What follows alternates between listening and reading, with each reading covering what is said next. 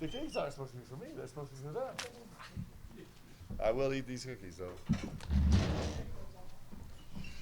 All right. Is this a sponsorship? Whose cookies are these? I know. Oh, did you make them? Okay, Deb Moore Cookies. Check them out. Do you have a website? No. She can make a fortune. NIL deals are open. She can make some cookies. It's awesome.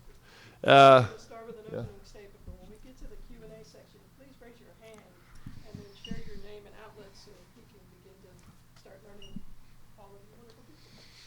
We'll start with an opening statement. It's great times here at Kentucky. It's the best times because we've been on the court now.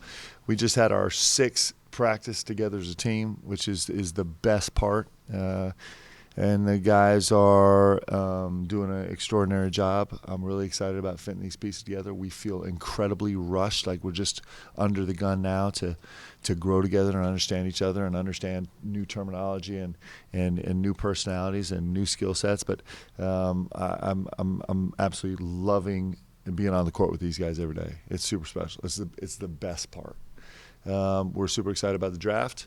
I'm sure I'll get some questions on that, but we got 5 guys eligible in this draft, and there's going to be some more history made with Kentucky basketball in the NBA draft, and we're super excited for these young men and what they've contributed here and what they're going to do in the future.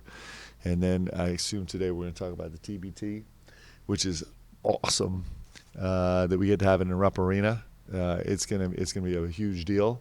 We're going to take every opportunity to support these greats. We have 3 national champions that are coming back to be a part of this team, and a bunch of guys that went far in the NCAA tournament and served Kentucky really, really well, and a bunch of draft picks, guys that had good careers in the league. And so to have those former players back is really special, and we're incredibly excited about taking full advantage of that.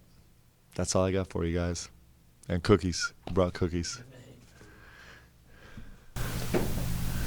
Ben Roberts, Herald Leader. Just what have been your general impressions week and a half into practice, how the guys are kind of adapting to your style and approach, and any surprises based on what you saw in the recruiting? Yeah, actually, there have been very few surprises in terms of what we thought we got, which is exciting. The pieces fit.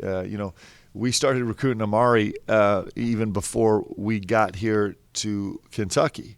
And, the thing that drew him to us was his ability to pass. And the very first time we stepped on the court, we were running some corner split actions, and he started diming guys up. And it was like there was a reaction from everybody in the gym. And all of a sudden, everybody starts cutting harder. So guys, it's one of the things about working the portal is that you have such a clear guys have such a resume. You can see over and over again what they do in college, and our guys have certainly lived up to that billing. So there haven't been a ton of surprises in skill set. What there have been is I've been really humbled. Today we made a huge point. Yesterday we were meeting as a staff, and sometimes you get veteran players and they're less malleable and less coachable, and they kind of have done what they've done and they do what they do and they're less responsive. The thing that's been surprising, these guys have been incredibly willing to just grab onto any instruction and really run with it. Some guys, there's a bunch of guys that stick out, but what Lamont Butler has done in terms of just taking a little piece of advice and implementing them immediately has been so exciting. Andrew Carr, in the same way, in a different area of the game, has been incredible. Otega Owe, we had some conversations over the last couple of days, and he came out and had an unbelievable practice this morning. But it's really wonderful to see these veteran guys and how excited they are to grow and learn, and how willing they are to try new things. Hey, Larry Ball. Hey, Mark. When you talk about the TBT, What does your shirt say? Party like that. Hey, I like that. We got to get a picture after this. That's good. I brought you cookies. You brought me a T-shirt. Let's go. But when you talk about the TBTs, exciting and awesome, what kind of things would you like maybe to see that your players could be involved with some of those guys? Yeah. Have you kind of thought about that already? Well, one of the great things for us is that former players are allowed to come be on the court with our current players. It's an NCAA rule that's legal, and so these guys are preparing for a tournament where they have a chance to represent Kentucky and themselves in a brilliant way this summer, and we're trying to prepare for a huge season, and so we're going to try and do that together a little bit. Ethan Grant, Scott's coverage. You've obviously got a team of a bunch of guys that have never played together. How are you approaching the chemistry building? Are you kind of approaching it differently than you would have in the past? Yeah, that's where we're feeling the urgency to go fast. We installed so much in the first week. You only get 1 hour a day, 4 days a week. That's it. And so normally, in a normal situation, we'd just be doing skill development right now. But we've moved at lightning fast pace, trying to give our guys a sense, a bigger, grander overview of how we're going to play and what we do and how we do it, and let them see it and feel it on the court. And so we've been super aggressive on everything we're installing right now. The guys have been really receptive. That's the other thing about veteran guys; they pick stuff up really fast, and so that's been a major difference. I've never approached an off season like this. Jack Bogan, KSR, you talked about the 13th spot being kind of a floating piece. Now that you're 6 practices in, have your thoughts changed on that at all, about what you're kind of looking for that last spot? No, it's still the same. I think we had a pretty good feel of where we were a couple weeks ago, and it's just been confirmed more than anything else. We're gonna have to find it, like we've talked about. There could be 100 different reasons why a 13 scholarship would fit.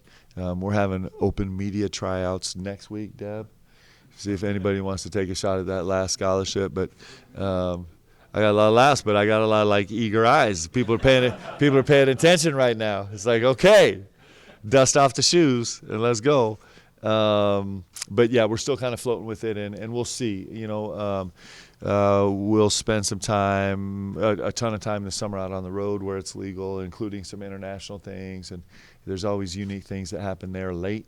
And there's also interesting things that always happen late in the States, so we'll kind of play it by ear. Hi, Sierra Newton, LA's 18. You talked about things going really fast. How important is it having Jackson, someone who's been with you before, when you're having to install so much so quick? Yeah, it's a gift. So, I bumble around saying what I'm saying, and Jack's like, all right, guys, this is what he really means, okay? He's a great interpreter, and he's not just an interpreter of words and concepts on the court, but he'll also double down on the ideas about, hey, guys, this is really important. You're going to hear this, what we just talked about, you're going to hear every single day for the rest of the season. And then there's a lot of things where Jack's like, don't listen to him. He doesn't know what he's talking about. But he's pretty good distiller of information for us. And then also the vibe, the feel, the approach of the game. He's got a good sense of how we try and build a locker room and the things that are important to us in a locker room, and how we try and cultivate communication on the floor. And he's done a great job being an example of that. And he's a really, really vital piece. And it doesn't hurt that he's an NBA caliber player. That always helps too. Kyle played with you.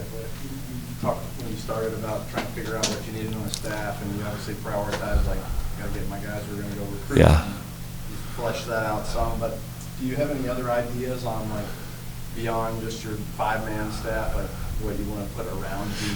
Yes. Yeah, so that's been super quick. So we went really relatively fast. I'm pretty slow and methodical and meticulous about especially adding personnel into the staff. It's fitting the pieces together is so important to me, and so that's actually a work. You just readjust your thinking every time you add a new piece. You kind of readjust and evaluate and reevaluate. And so now we're at the point with potentially a last staff spot or two about not reevaluating personnel, but reevaluating position and features of what a job would look like. and that actually is taking longer. It's been and it also I'm really glad that we've got crossed over the threshold to where I get to see the staff on the court now, interacting with the players in terms of teaching and instructing and pushing and communicating.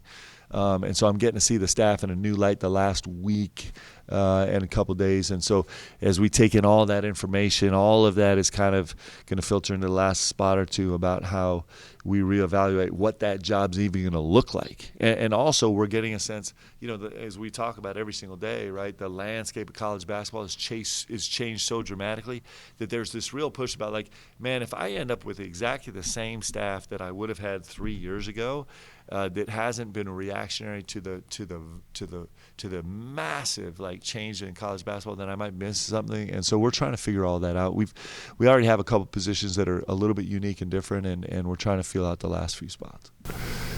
Dylan Ballard of Seawood. I know that you can't talk about specific players, but just how's the recruiting been different here than the last stop, and how's that going for you? And kind of on a funnier note, did the clutch make it in that car? You said you hadn't drove on in a while. I never posted that. Yeah, that's not as funny as you think it is. I'm telling you, every time that I get to walk into a building with UK on my chest, it just feels different, recruiting, and it looks different. I'm a way handsomer guy with UK on my chest, and it's also, man, it just comes out of my soul. Every time I get to introduce myself to recruit and say, I'm Coach Pope, the head coach at the University of Kentucky. I can't that doesn't roll off my tongue. It catches me every single time, and because I know what this job is, right? And I know how blessed we are to have a chance to be here affiliated with this incredible university. So, in its own unique way, I got to coach at a great institution before this at BYU that had some significant filters in terms of the players that would fit in that program. And certainly Kentucky has massive filters also, because there's just not that many players that are built to play here. They've got to be the best players in the country, and they got to want to take on the most amount of pressure and scrutiny of any players in the country, and they have to, they have the highest standard of any program in the country. And so finding those pieces is different also. It's kind of a nice mix. And I'm going to tell you, pulling out of the airport in Buenos Aires was shaky. There was a lot of start and stop and a lot of grinding in the old way we used to talk about it. But I'm telling you, half a day in, man, I felt like Mario Andretti rolling out there. It was unbelievable. I don't know if there's any traffic laws in Buenos Aires, but I'm pretty sure I broke them all. It was fun. That was awesome. Do they even make stick shift anymore? Because it was fun to drive. The safest, I'm going to stop before I get myself in trouble. Keith Taylor with Kentucky Today. Okay. How's your schedule coming, and how's it looking at this point? Yeah. How much are you done? We're close. We're really close. I think we're just waiting on some contracts. Scheduling is just complicated. It is never ceased to amaze me how complicated it is to put together a schedule, and more complicated now than ever for 10 different reasons. But I think we're really excited about our schedule. We're playing some of the best teams in the country early. We like the way that it's spaced out during the non-conference, and it's going to be fun. I can't wait to get into RUP. I just can't wait. Can't wait to get in there. Hey, Coach, right back to you. Your team's all brand new. There's sort of personalities that you have to get to learn and know. How are you navigating that to make sure everyone is well connected? Yeah, well, I'm counting on the staff to do that a lot, and I'm counting on the players to do that a lot. One of the things with us is, and Jack has echoed this with the team a lot. We believe in a player-led team and a player-led organization. We believe from leading in the middle, not from out front. And what we do is we want to mentor these kids so that they can be great leaders for themselves and hold each other accountable. Our guys' voices will always be more powerful than mine. that's when you know you really have a team, when you really have it. When guys are on the court making decisions with each other and holding each other accountable and not looking over at the bench at me and seeing if they're pleasing me or if they're doing what I said, but they're doing what the game is teaching them to do. The game is the best teacher. Then you know you got it. So when we talk about bringing these guys together, we're talking about all those things. And our guys have done an incredible job spending time together. I called, one of our guys had a tough, I want to throw him under the bus so bad. We'll see. One of our guys had a really tough day the other day, just with some extended family, really difficult things. And so we were super concerned about him. It was a tough, emotional day. And so I had to go on the road, and I called late that night and caught him. And, I'm going to try and decide if I'll say their names. But I asked him, I'm like, hey, because there were some plans. And I was like, hey, did you go to this? He's like, no. Me and my teammate just finished, we just spent the last few hours writing a song in the lodge. And I was like, please, for the love of all things, send this to me. And he was like, no, this will never see the light of day. So we can negotiate afterwards if I reveal the name so you guys can dig into this. But I'm telling you, somebody please get that recording because I want to hear it. Let's put it out. But that's the magic of a team, right? And that's how, these guys have been together for 2 weeks now. And when you see signs like that, when guys are watching out for each other like that and doing stupid stuff together, right? That's actually how you develop relationships. And that's what we all know in college. That's the capital that you put in the bank. So when you're in the middle of the season or in the middle of training camp and things get really hard and your buddy just caught you with the elbow right to the face and you're bloody and bleeding and angry, that's the type, or when things are going bad, that's what gets you through it. And so I feel like I have a group of guys. I'm telling you, these are some of the best human beings you're ever going to meet on this team. Like they're special. They're special young men. It's super cool. And so they're getting to know each other really quickly and doing a great job at it. And it's very intentional on their part. They know what they're trying to do. Yeah, John Clay, the Arrow leader. Hey, John. Hey, Mark. What's been the hardest part so far? Is it just been having enough time to do what you need to do, or has it been something else? I don't. Wow. I don't know how to answer that question. I think it's everything is challenging. Like I think everything is challenging the way you would expect it to be. But it's just like all the challenges kind of like fade away into just the sheer awesomeness of getting to do this, like getting to be here with you guys and getting to be here with these guys on the court and getting to be with my staff. Like this staff is, we can't get through a staff meeting. We can't even finish the staff meeting because it always breaks out into, somebody running out of the room because they're laughing so hard they can't take another. It just is. And so it's a ton of work. It's a ton of time. But I don't know if it's just the greatest challenge that we'll ever face in our professional careers, and it's pretty exciting. Mike left about Reed Shepherd and Rob Dillingham. Yeah. The name's called pretty early. Obviously, they're not your players, though. Does that give you a little motivation to get some of your guys to get called pretty early? And can you also share an NBA draft story of your Yeah, well, all right. Well, I'm excited for all these guys. Excited for Justin. I'm excited for obviously Reed and we're excited for for Rob and the whole crew, right? It's a special moment for guys. There's you just dream of the moment where you get to hear your name called, and you work really hard at it, and there's no guarantees, right? It just is. It is what it is. It's just super challenging. This filter going from college to the NBA is an excruciating filter. Like it gets really complicated, and so it's incredibly exciting time for these guys to start a new journey in their life, it's been in our tenure. It's been a defining feature of Kentucky basketball. I'm looking at these great coaches, on the wall here. Like, I mean, come on, this is a Mount Rushmore of coaching in all of college basketball, and clearly what Cal's done. But then you think about what Cal's done is incredible, right? And you think about Tubby threw some of the greatest pros to ever play the game into the NBA, and Coach P. He looks a lot younger here, but still just as animated, I love you, Coach.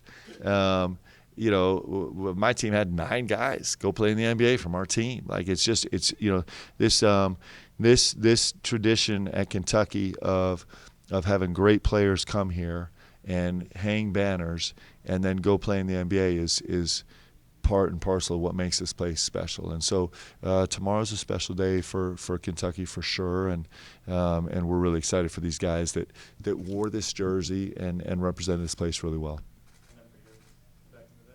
Yeah, so I got drafted. It was a mistake.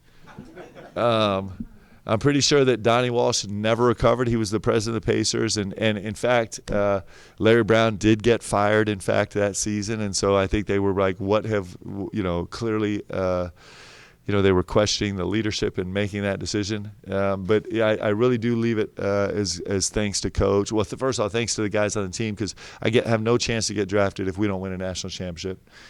And then I'm super grateful for Coach. If you go back and look at the film, Coach Pitino was on live on the show. It was like 4 guys doing the draft, and so I got picked, I think 52nd. I'm pretty sure that's right. I think there were 58 or 59 people in the draft, so it was late, guys. It was late, and so they show the one highlight that I had for my career. It was very short, and then they flash back to the panel, and Coach just kind of leans back in his chair, and he holds up his rosary beads, and he's like, thank goodness I've been rubbing my rosary beads for the last 10 picks. So I'm sure that had something to do with it. All right, guys, it's time for just a few more. Gary. You were talking about following these coaches. In terms of following Cal, how quickly, or what did you realize right away that you have to do differently in terms of building a team as opposed to your previous stuff? Well, the one thing I know is, listen, I mean, you know, Cal's one of the great coaches to ever coach here. I mean, he went to 4 Final Fours in 5 years and coached a billion draft picks and represented Kentucky really, really well and gave his heart and soul to this place. And we'll, like, as BBN, and I'm just as much a member of BBN as anybody. All of us would be grateful to him forever. And he's a Hall of Fame coach. But one of the things that you learn really early on, if you have great mentors in this game, is that you just have to coach you. Like, I have to be me, right? I can't be Coach Pitino. I can't be Tubby. I can't be Cal. It would be disingenuous, and my guys wouldn't actually believe it if I tried to take on that persona or personality or even approach to the game. Like, we're us. And the truth is, like, for all the you know, little warbles and mix-ups, I love getting to coach me, and I'm a big believer in what we do, and I love our staff, and so I think right now we're just trying to do everything we can to build on this incredible legacy that is Kentucky basketball, and do it the way that we know how to do it, that we really believe is going to work. Cal has been super generous. I've had a chance to speak with him several times. He's always been generous throughout my whole career. He's been so great to me. But you know, as you step into these, you know, this job, this is the only one of its kind. We got to go do this the best way we can. That's us, and that's what we're trying to do. So we're not, you know, certainly I've been huge fans of these coaches and the coaches that coach me, and so I steal stuff from every single one of those coaches. But we're trying to do us. We'll go to 2 more, Ryan and Mario. Ryan, about the Charter Journal in Louisville. Mark, I'm curious, with the way things are now, you know, early on, how do you gauge progress compared to maybe earlier in your career when, at least back then, maybe you had players you'd already worked with, and now you've got so many new guys? Yep. So there's a couple of really specific ways, and then some 30,000-foot ways. 30,000-foot ways is when I see my guys interacting, like the anecdote I shared earlier about the song, right? The more we see that, the more I'm like, okay, 30,000-foot level, we're getting there. The more I see my guys, and then getting a little more specific, the more I see my guys on the court holding each other accountable for the principles we're teaching, is super exciting. And then what's really exciting was I hear the guys parroting the words we use. We don't believe in synonyms. There should be no synonyms in sports. I'm an English major.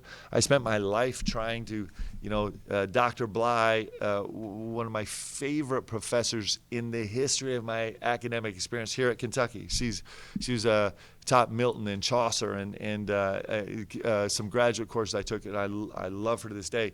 But the one thing she would not be happy with me is we don't use synonyms or colorful language here. We actually just say exactly what we mean, and we say the same words over and over and over again. And so as we're on the court, even just 6 practices in, today was our 6th practice, and you start to hear our guys to each other use our exact words, you're like, oh, we're making progress, we're getting somewhere. And there's 100 other ways, but that's pretty exciting for us to hear those words being used. Mario, thanks for the Hey. video. Coach Cole, you talked about coaching your type of Yep. coaching style. How would you say the players have adjusted to your coaching style? Well, they already don't listen to a word I said, so we're making huge progress. We're getting there. I think, like I said, I think we have.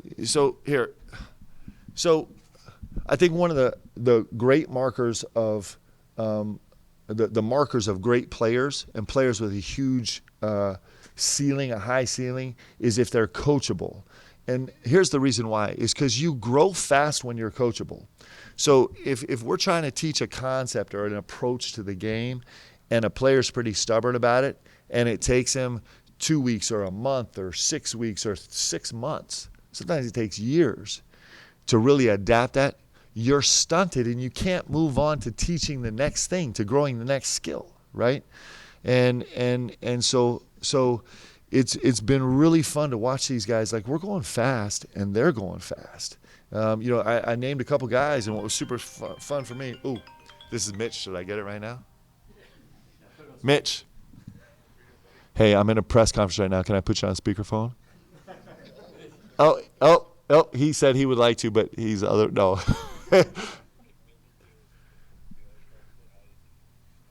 Well, I'm sharing a bunch of dirt about you right now. I'll call you after. Yeah, well, all right, I'll call you later. Thanks, brother. Bye. That's a great man right there. We're super blessed. We're super blessed to have him leading the University of Kentucky athletics. And clearly, I'm going to say that because he was crazy enough to hire me. But on a much broader scale, we're really blessed to have him because he is leading the charge in navigating the most complicated time in the history of college athletics, and it's not even close. And the one thing we know about him, he's going to do with class and poise and intelligence, and so I'm super grateful for him. I promise that was not planned, just so I could bear testimony of my love for Mitch Barnhart.